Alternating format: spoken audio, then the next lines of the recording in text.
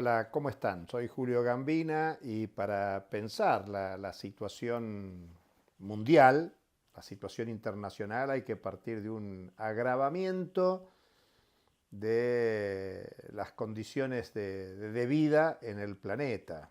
Bueno, en primer lugar el tema de la guerra, de la agresión militar, del armamentismo, del incremento del gasto militar es un dato relevante. No solo tenemos los datos confirmados de que en el 2023 hubo un crecimiento del gasto militar en todo el mundo respecto del año anterior y los años previos. Es un tema que sin los datos formales, oficiales, corroboramos para el 2024 y en este 2025 Estados Unidos ha aprobado el presupuesto de gasto militar más elevado de toda su historia. Y insisto en Estados Unidos porque Estados Unidos es el principal gasto militar del sistema mundial, seguido por China, seguido por Rusia. El tema del armamentismo es preocupante.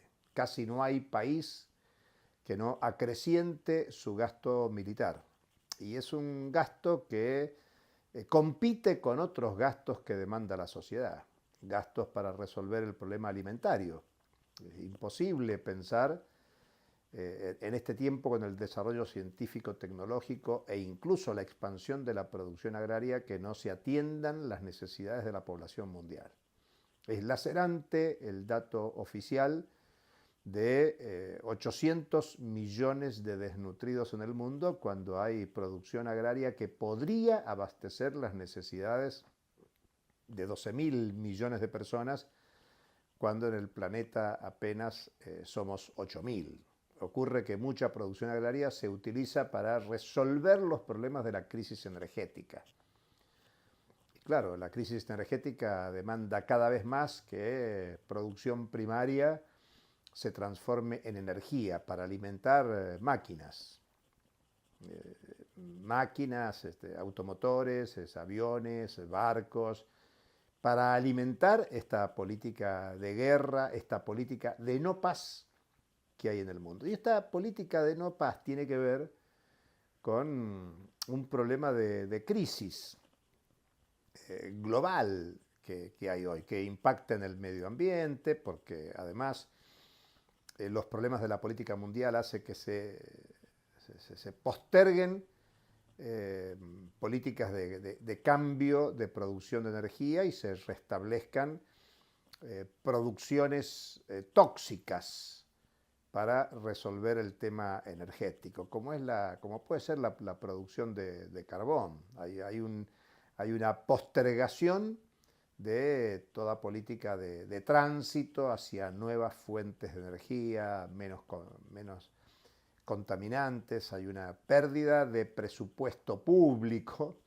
para indagar reemplazos energéticos para favorecer una economía de paz, de convivencia. Porque claro, lo que está creciendo en el mundo, y eso explica la guerra, el militarismo, es el autoritarismo. Hay un fracaso de lo que se conoce como democracia liberal, que fue lo que fue creciendo como forma de gobierno en las últimas décadas, en el siglo XX, en lo que va del siglo XXI.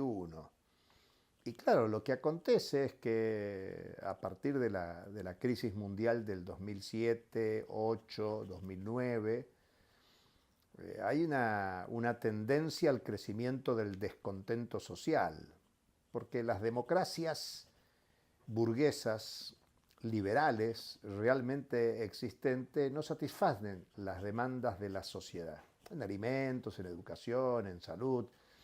Lo que ha crecido es la desigualdad, incluso por esta situación, por los cambios políticos que están ocurriendo, por la emergencia y triunfos electorales de sectores de ultraderecha en muchos países.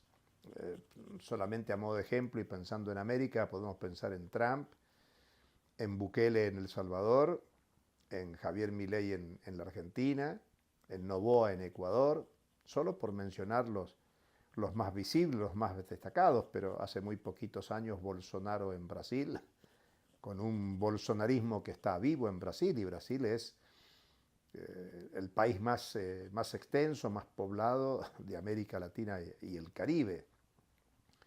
Digamos que este fenómeno de avance de las ultraderechas, que impactan en todos los países, con independencia de que haya gobiernos de expectativa progresista, en países como México, como Chile, como Uruguay o Colombia.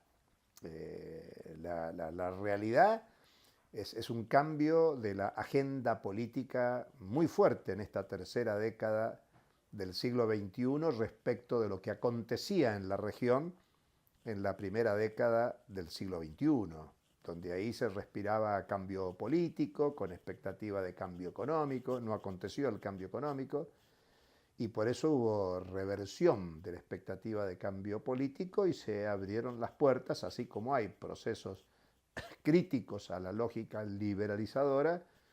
Lo que es visible es la ofensiva de la ultraderecha en todo el mundo. Y muchos dicen, bueno, esta es una época donde hay una reinstalación de la cultura política del fascismo. Se habla de neofascismos. Bueno, más allá de cómo se califique, lo que hay es, por un lado, un descontento en las sociedades que busca soluciones que aparecen con respuesta fácil en el discurso de la ultraderecha. Bueno, Trump, hacer grande a Estados Unidos de nuevo, reindustrializar Estados Unidos, son palabras atractivas, sobre todo para los desprotegidos, para los empobrecidos, para las trabajadoras y los trabajadores de Estados Unidos que han perdido calidad de vida en el último medio siglo, porque las clases dominantes estadounidenses pasaron a invertir sus excedentes económicos en otros territorios, en los llamados países emergentes, emergentes para el capital. Ofrecían capacidad de rentabilidad muy elevada por salarios baratos. Por eso en algún tiempo se decía salarios chinos. Hoy ya no tanto, porque los salarios de China eran muy accesibles para la inversión de capital hace 4 décadas, no necesariamente hoy. Pero los países emergentes fueron principalmente países de inmensa población empobrecida y fuerza de trabajo barata. Solo piensen en Brasil, en India, en China, 3 países gran animadores de los BRICS. Brasil, China, India son principales potencias. Piensen que China es la número 1 de los BRICS, la India es la número 2 y por lo tanto ahí tenemos entre China e India 1/3 de la población mundial. La expansión del capitalismo del último medio siglo está asociada a la expansión de esos países emergentes. Es más, lo venimos comentando, cuando se dice que hay una desaceleración de la economía mundial no se desacelera tanto porque el crecimiento de China, de India, está por encima del promedio de la economía mundial. Son un freno a la caída de la producción mundial. Europa ha perdido totalmente el ritmo de la expansión económica global. No solo que ha perdido ante el desarrollo tecnológico y de la productividad de China y de Estados Unidos, sino que tiene escasa capacidad de respuesta para generar adecuadas respuestas a su población. Por eso lo que hay es un gran descontento de la sociedad. Digamos que no se han satisfecho las demandas de las trabajadoras, los trabajadores del mundo, de los pueblos del mundo, y estoy hablando en un sentido histórico. Si uno piensa en el siglo XX, la gran expectativa era el cambio social, la emancipación, la revolución. Y vivimos tiempos de revoluciones, la revolución rusa, la revolución china, la revolución cubana, la revolución vietnamita, para poner grandes elementos que generaron muchas expectativas hasta los años 70. Pero claro, la contraofensiva liberalizadora que se desplegó con los proyectos de las dictaduras militares en el Cono Sur y luego fue asumida por la restauración conservadora de Thatcher en Inglaterra, de Reagan en Estados Unidos y que luego asumió la socialdemocracia europea, bueno, generó un deterioro en cadena de las condiciones de vida por la ofensiva del capital contra el trabajo y por lo tanto caída de salarios, flexibilización salarial y laboral recurrente, permanente, y ese descontento social termina en, bueno, en creer en estos discursos simplistas. Mencioné lo de Trump y MAGA, pero podemos mencionar los discursos que aparecen como exitosos de Bukele o de Milei en la Argentina, donde las soluciones aparecen por el lado del mercado, deteriorando las condiciones de vida de la población. Y yo insisto, más allá de cómo esto se llame, fascismo, neofascismo, gobiernos de ultraderecha, ofensiva del capital contra el trabajo, la naturaleza de la sociedad, hay un problema político que desafía a las trabajadoras y a los trabajadores del mundo y a las organizaciones de trabajadoras, de trabajadores populares, a cómo reconducir una estrategia que tiene que ser colectiva.